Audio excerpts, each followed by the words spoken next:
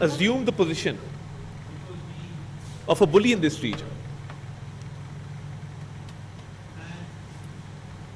The way there has been a surge in terrorism in Pakistan over the past few years, that this terrorism is not only foreign funded, but India has a big role to play in creating disruption and creating law and order situation in our provinces. When the Pahalgam incident happened, and on the narrative front, we were faced with a challenge. The biggest argument that we had in our favor was the fact that Pakistan is the biggest victim of terrorism. So how can a nation which is actually facing terrorism, and I often say, and whenever I was invited to appear on international media, my argument was always that name any other country which has laid down 90,000 lives in the war against terrorism. And Pakistan, in fact, is a shield or a wall between terrorists and the rest of the world. So when one Pakistani citizen lays down his or her life in this war against terrorism, yes, it is for the safety and security of Pakistan, but it is also to make the world a safer place. And I would take this beyond South Asia, because had it not been for the sacrifices that our armed forces, our civilians, our law enforcement agencies, our citizens, our children have made in this war, which is a Indian-funded terrorism that has been imposed upon us, then these terrorists would have been loitering the streets of major capitals of the world. So when baseless allegations were leveled against Pakistan, and it was alleged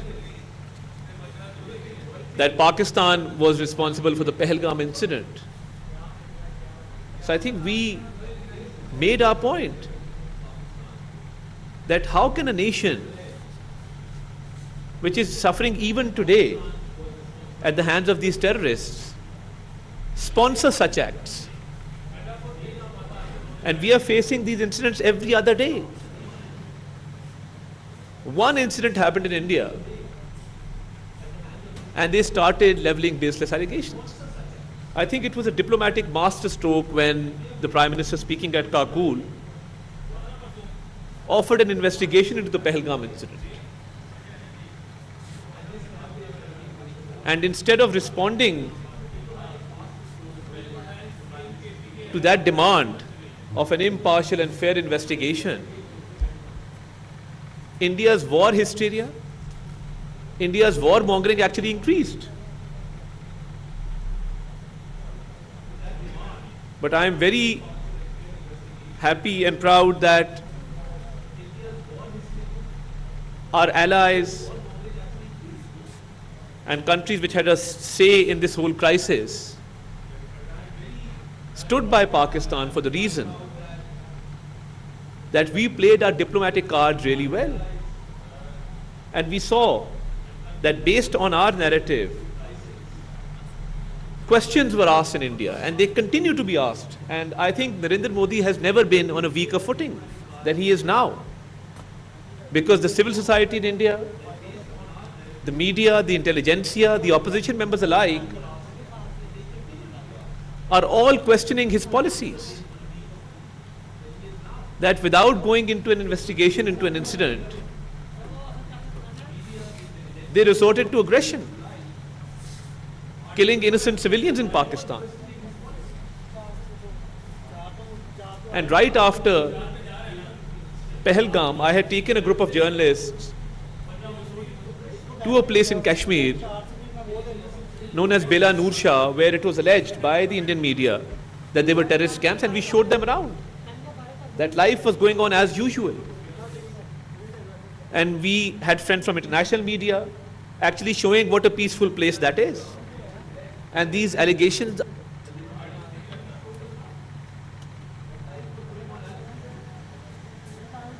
the way the Hindu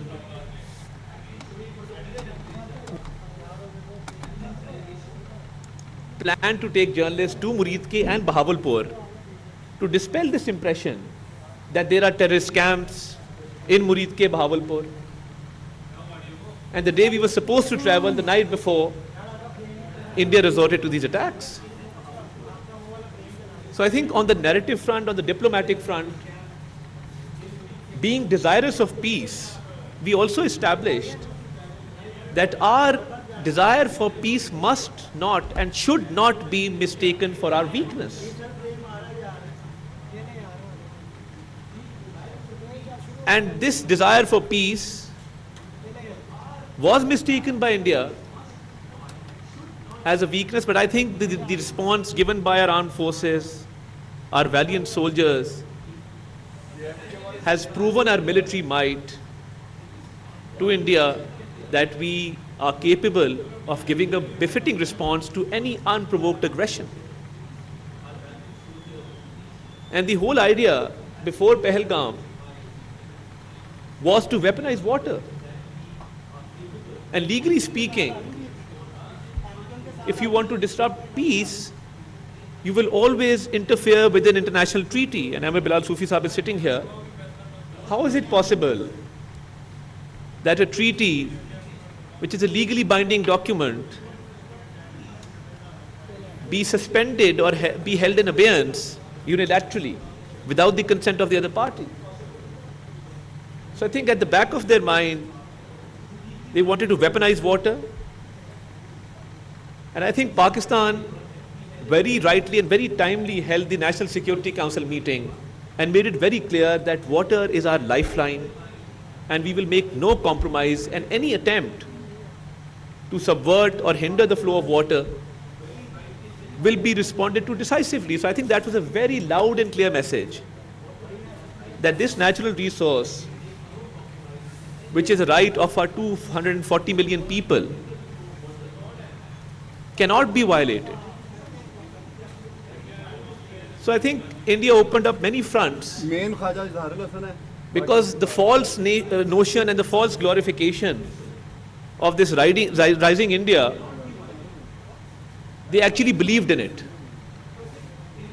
And in fact, this notion, this false notion, had very shaky foundations, and when put to the test through legal means, through diplomatic means, through military means, and through narrative means, the whole premise of this false notion of rising India fell flat on its face. So I think even now, when we talk about the post-war scenario, we say that we are desirous of peace, but that should be based on reciprocity. And that should be based on resolution of all disputes, including Kashmir.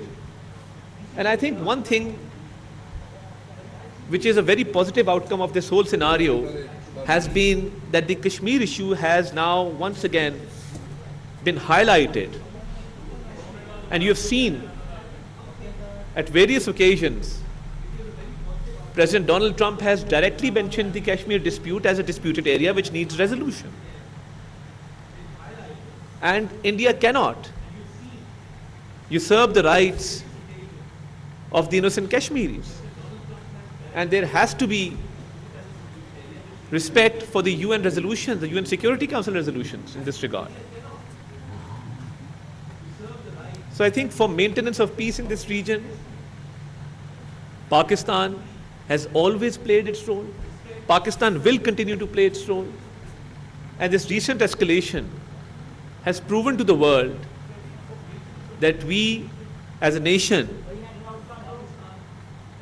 can not only respond to unprovoked aggression, but when it comes to diplomatic means, we have the skill, we have the capability of proving our point to the world. And points well taken. I was hearing speeches of honorable members of this panel. Yes, there is room for improvement. And I would request Ambassador Johar Salim, if a paper could be published right after this session in which you could give recommendations to the government, and I will be sure to pass this on to the Deputy Prime Minister, to the concerned divisions and ministries, so that this session can be productive and we can actually take something out of this and act upon those recommendations which are passed on to us by this esteemed panel. I'm very grateful for this opportunity, and I'm very grateful to the honorable member sitting here, and I assure you on behalf of the government of Pakistan that whatever recommendations are given by this panel, we will do our best to act upon them, and may peace always prevail in this region, and may Pakistan always prosper. Pakistan Zindabad. Thank you very much.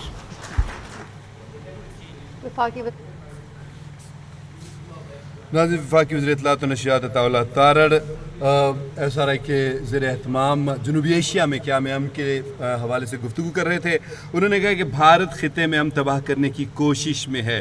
انہوں نے کہا کہ بھارت نے جنوبی Asia میں امن خراب کرنے کی بھرپور کوشش کی.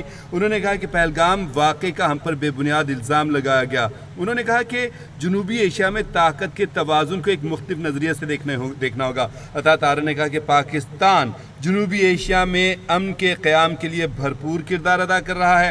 انہوں نے کہا کہ پاکستان دہشت گردی کا سب سے زیادہ شکار ملک ہے. عطا تارڑ نے کہا کہ پاکستان میں ہونے والی دہشت گردی کو بیرونی پشت پناہی حاصل ہے. انہوں نے کہا کہ بھارت پاکستان میں دہشت گردی کی پشت پناہی کر رہا ہے. انہوں نے کہا کہ ہم نے دہشت گردی کے خلاف بے پناہ قربانیاں دی ہیں. انہوں نے کہا کہ بھارت میں ہندوتوا نظریہ امن کے لیے بہت بڑا خطرہ ہے.